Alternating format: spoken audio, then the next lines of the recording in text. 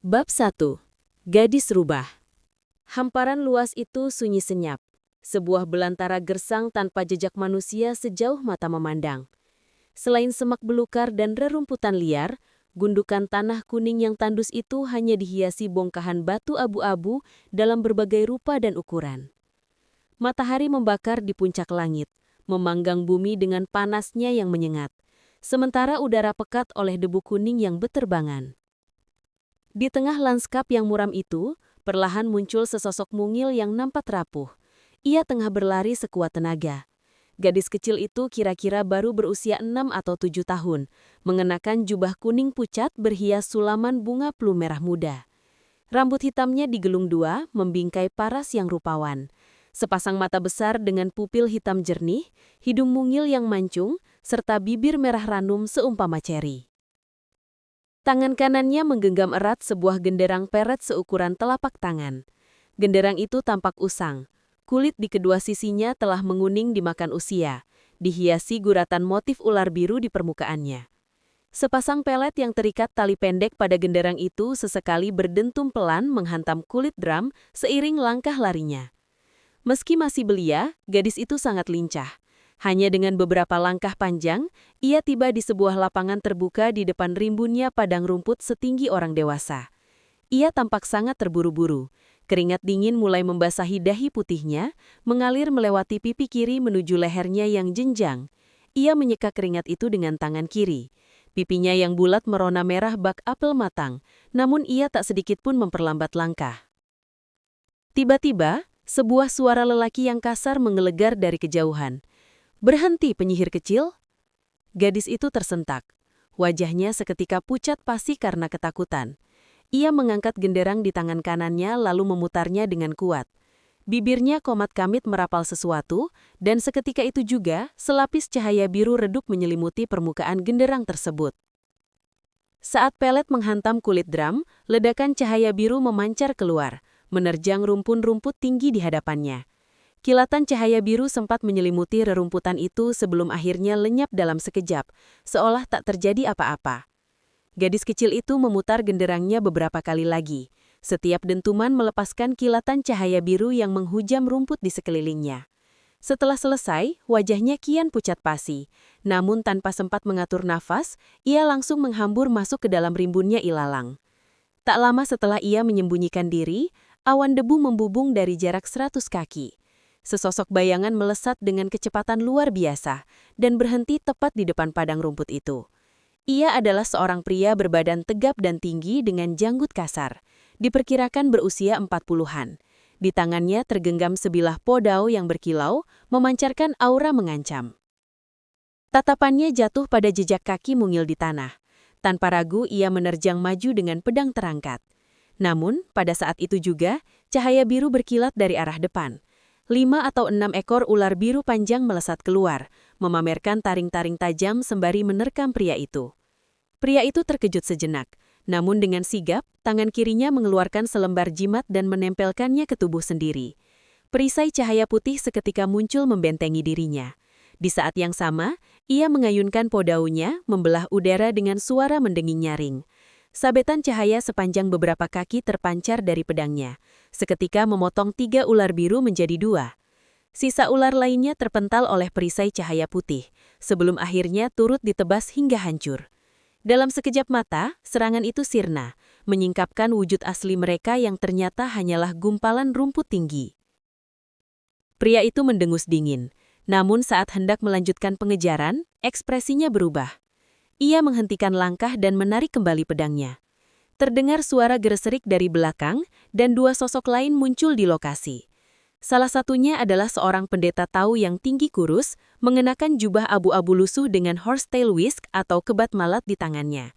Satu lagi adalah pria pendek kekar dengan wajah panjang, penuh memar dan rambut yang berantakan.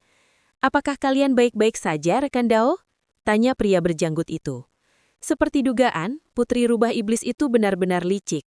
Aku dan rekan Daoki terlalu terburu-buru mengejarnya hingga hampir terjebak. Tapi untungnya kami bisa lolos tanpa luka besar. "Mengapa kau berhenti di sini, rekan Daoyan? Di mana penyihir itu?"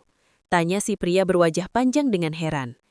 Pria berjanggut itu hanya menunjuk ke arah padang rumput di depan, di mana jejak kaki mungil masih terlihat jelas. Lalu tunggu apa lagi? Mari kita tangkap dia. Si pria berwajah panjang hendak merangsek maju. Dia sudah melarikan diri sehari semalam. Aku yakin tenaganya hampir habis. Namun dia sangat mahir dalam teknik ilusi unsur kayu.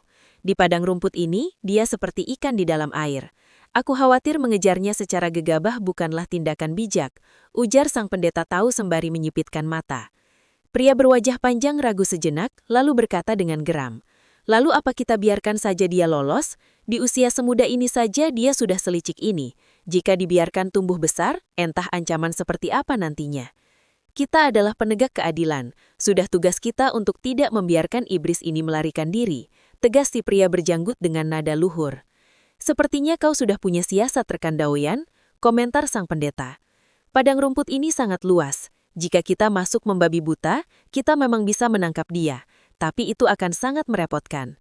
Aku dengar rekan Dao Fong baru saja membeli jimat awan fire, dan kita semua tahu bahwa teknik pemanggil angin rekan Dao kita ada tandingannya.